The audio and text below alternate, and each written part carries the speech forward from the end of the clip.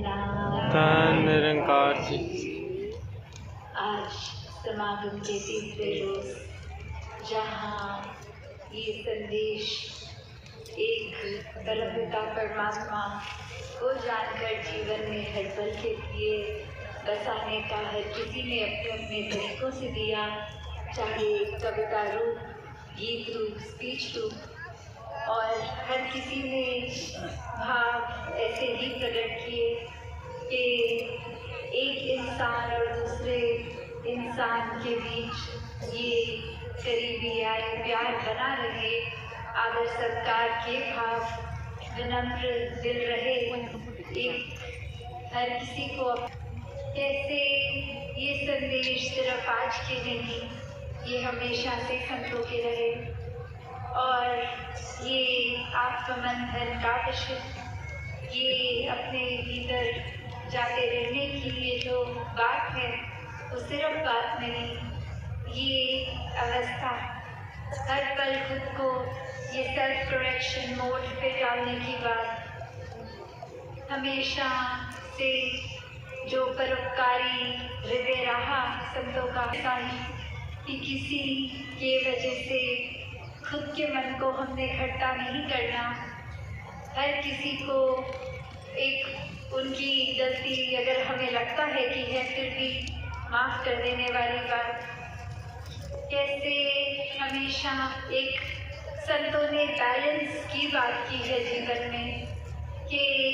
एक मध्य मार्ग में जो हम सुनते हैं कि एक एक्सट्रीमिटी की नहीं, एक बैलेंस की बात कि ये संतुलन बना रहे, किसी भी तरफ हम इतने ज़्यादा एक एक्सट्रीम ना हो जाएं कि सिर्फ और सिर्फ इस एक पहलू को ही पकड़ के बैठे। एक जीवन की हम रोज़मर्रा पे अगर नज़र भी डालें तो चाहे कोई भी बात हो, वो कंक्लूजन यही निकलेगा कि एक बैलेंस बना के, चाहे वो परिवार ही हो कि परिवार में एक हर एक के स्वभाव कितने अलग होते हैं, तो वो एक बैलेंस कितना ज़रूरी हो जाता है बनाना, वरना तो सिर्फ एक के मुताबिक ही चलेंगे तो बाकी परिवार में सबके मन में वो उदासी आ जाएगी। तो कैसे कभी अपनी बात को पीछे रख के दूसरे की माननी, और कभी सामने वाला अपनी बात अपनी को पीछे करके दूसरे को प्राथमिकता देता है। उसी से ये बैलेंस प्रदर्शनी में भी इधर जिन्होंने अभी देखा या देखेंगे तो एक मॉडल भी जहाँ रस्सी पे एक इंसान इस तरह चल रहा है और हमें पता है कि कितनी पतली होती है वो रोप वॉकर्स की रस्सी, और एक वो तरीका, एक टेक्निक उनकी जिससे वो एक आसपास चाहे कोई सपोर्ट ना भी हो तो भी वो नहीं गिरते और ये बैलेंस बनाकर चलते रहते हैं इतनी पतली सी जगह पे भी। तो वही जीवन के हर पल में है जिन्होंने इस सांसारिक दुनिया में रहकर भी एक स्पिरिचुअलिटी के साथ बैलेंस बना के रखा है, पर स्पिरिचुअलिटी को डाला। वो ही बात कि अगर आध्यात्मिकता है तो वो इसी संसार में हमने जीवन जीना है, हर पल को जीते हुए उसमें आध्यात्मिक होना है, वरना तो वही ये बात हम सोचें कि एक बिल्कुल ही अगर ऐसे आर्थिक दुनिया में एक अपने जीवन को जीने लग जाएं और कोई पहलू ना सोचे, सिर्फ काम काज परिवार, तो फिर वो एक छोर हो जाएगा। और वही अगर सिर्फ और सिर्फ खुद को अकेला करके, चाहे घर में चाहे बाहर जंगलों में, एक उस रूप में सोचें कि अब हमें अपने कर्तव्यों का पालन नहीं करना, सिर्फ एक एकांत में होकर कुछ ये स्पिरिचुअल पहलू को ही मजबूत करना है, वो दूसरा छोर हो गया। तो ये दोनों छोर में से सही क्या है? सही वही बैलेंस कि कैसे एक जीवन को जीना पूरा करना है और हर पल में कर्तव्य पूरे करते करते वो एक भाव कि ये निराकार हर पल में मौजूद है, ये एकत्व करके निराकार से फिर जैसे दासी अक्सर कहती है कि वो हर पल का काम नहीं, वो भी सेवा बन जाता है,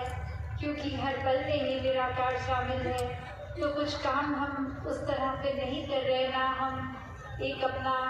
वर्क कर रहे हैं, ना हम घर का पालन पोषण कर रहे हैं, क्योंकि ये याद है निराकार ने हमें सिर्फ जरिया बनाया है। तो हम पूरी ईमानदारी से पूरे भाव उस तरह रखे कि ये सेवा ही हमें दातार द्वारा दी गई परिवार का ख्याल रखनी थी और उसको ही निभा रहे हैं। तो ऐसे फिर परिवारों में वो प्यार भी बना रहता है, एक दूसरे का आदर सत्कार भी हो जाता है। ये आत्ममंथन की बात थी कि कैसे जो आज हमने सत्संग में बार बार सुना कि कोई भी टिप्पणी हम दूसरों पे तो तुरंत कर देते हैं, आईना दूसरे को तो दिखा देते हैं, पर खुद के लिए बनाया है ये आईना हम कि अपने आप को देखें, मन अपना संवारें। तो वैसे ही हर एक छोटा सा ही चाहे इकाई है, काफ़ी ही गिनती के मेंबर्स, फिर भी ये तालमेल बनाना कभी कभी कितना मुश्किल हो जाता है। जैसे एक दूसरे से ही साथ के कमरों में रहते हुए भी एक बातचीत बंद हो जाती है, कैसे एक आदर सम्मान खो बैठते हैं। तो ये बात की अगर वाकई ही निराकार याद है तो हर पल में जो अभी हम राजपिता जी के विचार से प्रेम का भाव भी श्रवण कर रहे थे कि ये प्रेम की ही अपने आप में क्वालिटी है कि अगर प्रेम है तो हमारे अंदर ये निखार रूप आता रहेगा, ये मन भी दुरुस्त रहेगा। तो वही एक हर समय की खुशबू मन में रहे। ये पारिवारिक रूप तो छोटा हो गया, पर यहाँ हम संसार वासुदेव कुटुंबकम की बात करते हैं कि कैसे पूरे संसार में ही वो परिवार रूप देखा जाए, तो कैसे फिर पूरी मानवता के लिए समर्पित ये दिन हो सकता है। ये अच्छाई बुराई किसी की आँख देखती नहीं, फिर किसी की जाति पाति नहीं देखती, कोई ऊंच नीच नहीं देखती, कौन किस एड्रेस पे रहता है, कौन कितना आर्थिक रूप में किस तरह है, ये आंखें अब भेदभाव नहीं कर रही। और जहाँ भेदभाव नहीं है वहाँ दिलों में फिर नफरत भी नहीं होती। तो जीवन में ये एक रस रहते हैं संत सिर्फ एक ही नज़र से हर एक को देखते हैं, और वही नज़र की बात कहाँ से आती है, ये दातार इस निराकार से, इस परमात्मा से जुड़कर आती है। वरना दिमाग पे छोड़ दें अपनी सोच पे तो कुछ पल के लिए तो ये दिल भी शुक्रगुजार रह सकता है, पर ये अवस्था बनना 24 घंटे की, ये फिर दिमाग को, क्योंकि ये फीचर ही है दिमाग का कैरेक्टरिस्टिक कि कभी कुछ याद है कभी कुछ याद नहीं है, तो ये कभी शुक्राना करना याद रहेगा या कभी नहीं। पर जब वो अवस्था ही बन जाती है फिर वो दिमाग का काम नहीं है, वो तो फिर अपनी रग रग में ही हम वो चीज़ डाल लेते हैं, तो ये शुक्राना भाव आ जाता है। और अगर जैसे वही हम बैलेंस की बात पे फिर से जाएं तो एक तराजू हर एक ने देखा है, कैसे वो वेट स्केल तो उसके एक एरियाज जहाँ हम एक जगह एक वेट डालते हैं और दूसरी जगह देखते हैं उतने ही वजन का जो भी सामान डालना हो, तो कैसे वो जब बैलेंस में आ जाता है, एक जितना उठा हुआ दोनों हिस्सा, तो पता लग जाता है कि हाँ अब ये भी उतने नहीं केजी इसका हो गया है, दूसरा साइड भी। तो मन में हमारे ये एक एग्जाम्पल के तौर पे तो चीज़ पता है, पर मन के भीतर जब देखें तो ये तो आएगा कि हमें प्यार एक करना भी है और जब रिसीव हो गया उसको अपने अंदर डालना भी है। पर अक्सर हम वहाँ चूक जाते हैं। एक उस तराजू के बैलेंस को बिगाड़ना एक मन की अवस्था के ऊपर हो जाता है कि ये तो भूल जाते हैं कि अगर हमें एक प्यार को जितना देना है, अगर एक्सपेक्ट कर रहे हैं कि उससे ज़्यादा मिले या उतना मिले और वो उस मुताबिक नहीं, तो ये मन की अवस्था ही है। बस यही हमने अपने आप को सही करना है। एक नज़रिया हमारा क्या है कि ये हमें ज़्यादा से ज़्यादा मिलता रहे और कितना देना है उस पे तो हम तवज्जो ही नहीं करते कि कैसे एक ये कोई सौदे का तो खेल नहीं है प्यार खैर, पर एक अगर आम भाषा में जैसे बोलते हैं कि अगर करेंगे तो मिलेगा, तो ये बात प्यार के ऊपर तो उस तरह से लागू नहीं, क्योंकि अगर हमारे वाक्य ही असली एसेंस में प्यार है तो वो उस पैमाने पे है ही नहीं कि वापस मिलेगा, क्योंकि प्यार तो वो हाथ है जो सिर्फ जितना देते हैं उतना ही मन खुश रहता है। तो यहाँ एक बैलेंस की बात कि हम किस तरफ तराजू के ऊपर नज़र डाल रहे हैं कि हम कितना दे रहे हैं उस पर या हमारे को कितना मिल रहा है उस पर। तो संतों ने तो हमेशा देने की ही बात की है। कोई सौदेबाजी, कोई शातिर मन दिमाग तो नहीं रहा संतों का, कोई फायदे नुकसान की बात तो नहीं करते। तो वैसे ही अपने मन की अवस्था को भी हमें बनाना है। कैसे इस परमात्मा का हर हाल में संतों ने शुक्र किया है और हमेशा से एक वही की अवस्था कुछ भी हो जीवन में, कोई भी उतार चढ़ाव हो, ये शुक्राना भाव ही बना रहे। कैसे एक कहानी जो सभी ने सुनी भी, एक उसका छोटे रूप में दासी अभी फिर से उसको रिविजिट भी करती है कि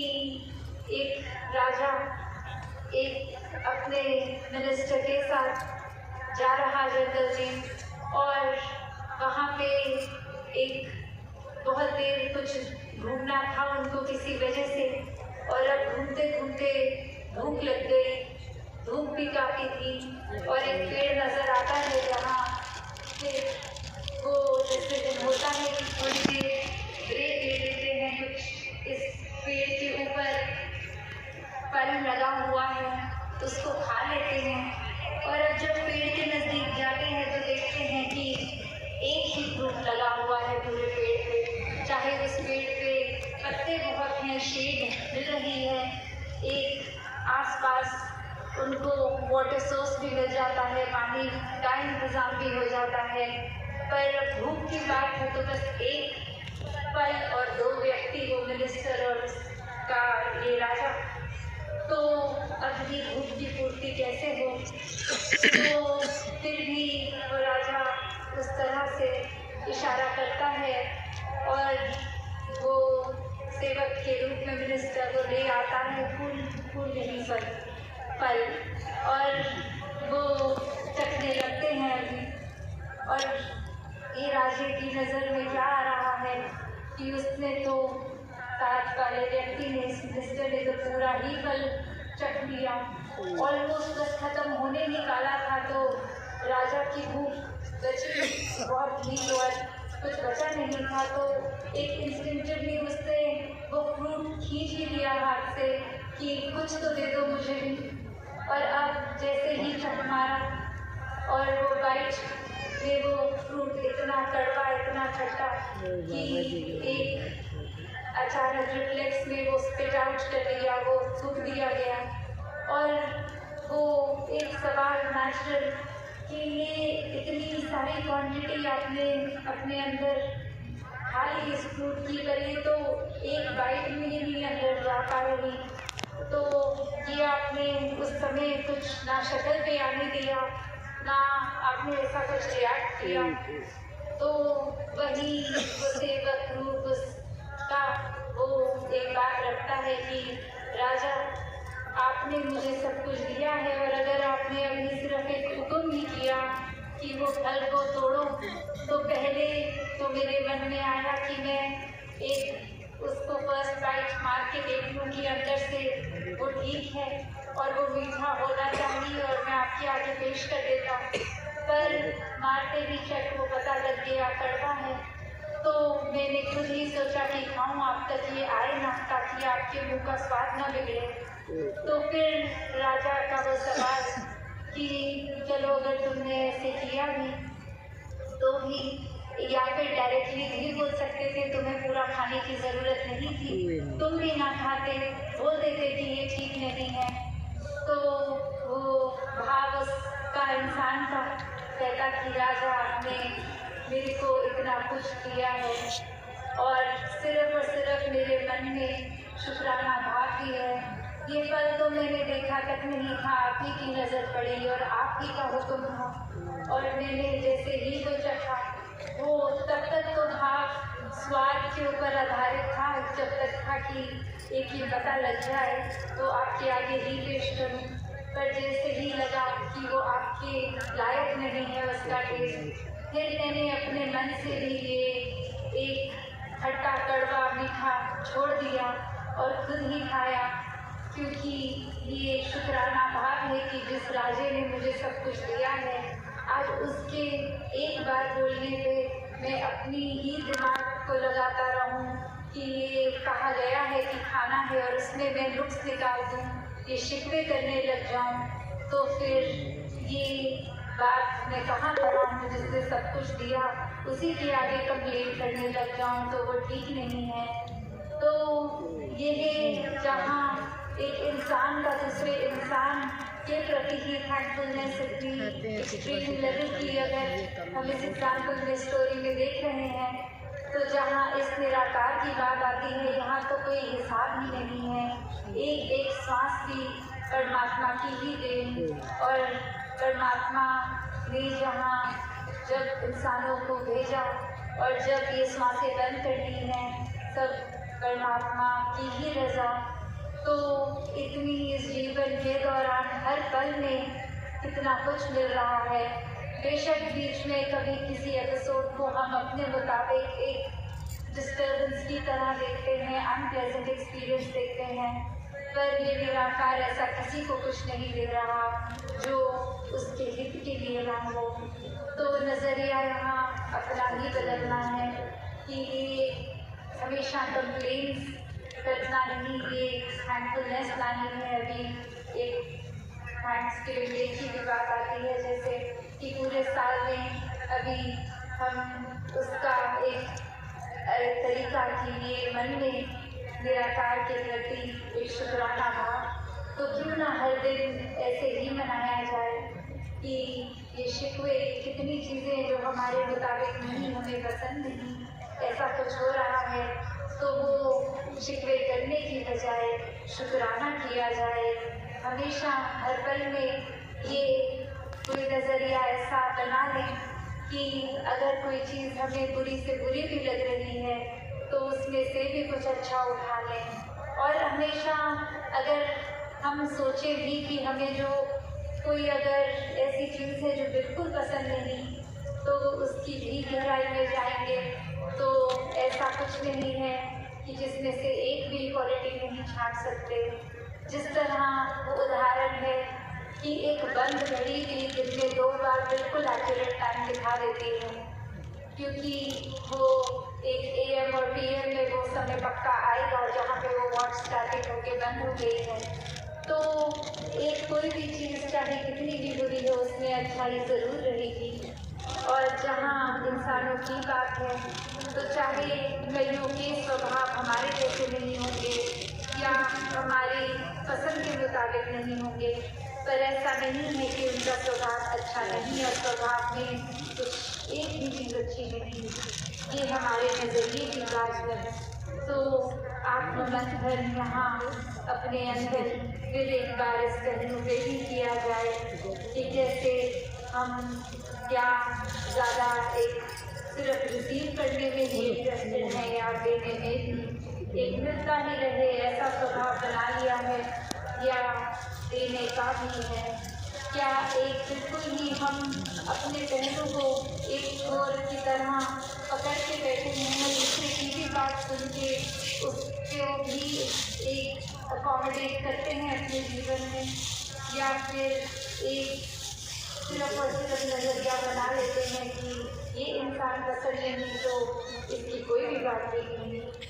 तो ऐसा आत्ममंथन करें, ये सोचें, ये अपने अंदर सुधार का भाव रखें। तो ये नजर घड़ी गई और सभी आज 1 बजे से आए हैं और अब इतने घंटे सत्संग में भी लगातार बैठकर, तो ये आज का उस आवर्स का इस लम्बा दिन भी सबके लिए हो गया, पर फिर भी सभी संत आनंद दे रहे हैं। और आज ये भी आ रहा था ध्यान कि अक्सर वो दिमाग को समागम के 3 दिनों की ही आदत थी, तो ऐसा 1 सेकेंड के लिए आया ध्यान की, तो आज 3रा दिन खत्म समागम इस साल का, अप्रैल नहीं अभी है 1 दिन है। और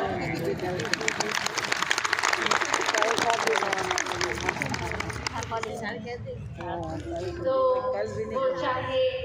किसी न किसी कारण से, कितने महापुरुषों की हो, चाहे वर्क कमिटमेंट्स हों, बच्चों के स्कूल हों, तो शायद चाहे वो कल का दिन भी पर कुछ अटेंड अगर नहीं कर पाएंगे या फिर किसी वजह से नहीं आ पाए अपने घरों से, तो वो भी सेवा भाव है, वो भी रिस्पॉन्सिबिलिटीज़ हैं। तो सभी का समागम ये एक भाव से ही है, तो चाहे पहुंच पाए या नहीं, या बीच में से जाना पड़ा, सभी का समागम मुबारक है। और दासी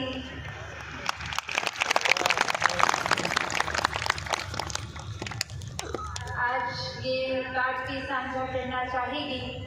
कि ये दासी की जो एब्सेंस रही 5 महीनों की, आप संगत से फिजिकली दूर,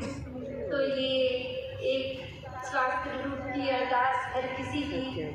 एक कभी न कभी किसी तरह से पहुंचती थी। तो वही बात कि आप सब संगत, जो संगत माँ सर का ताज हैं, आपके आशीर्वाद से वो स्वास्थ्य भी अब ऑलमोस्ट पूरी तरह रिकवर्ड है जी।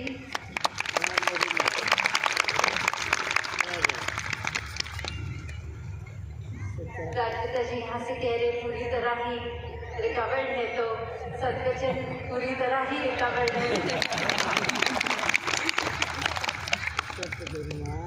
तो और अधिक टाइम ना लेते हुए,